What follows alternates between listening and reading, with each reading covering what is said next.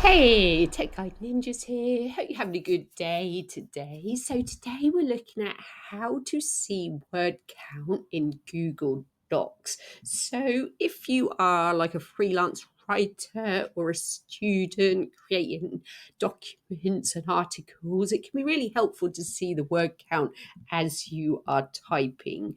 But it's not normally turned on automatically. So this is how you do it. So once you are on the document, you want to see the word count on, you're going to click in the top toolbar. We're going to click on Tools, scroll down, and the second section you should see word count. So I'm going to click on there. Then I'm going to tick the box which says display word count while typing. Click OK, and now in the bottom left-hand corner you can see the amount of words. So as I type, those words will increase and you can keep control of how many words you type.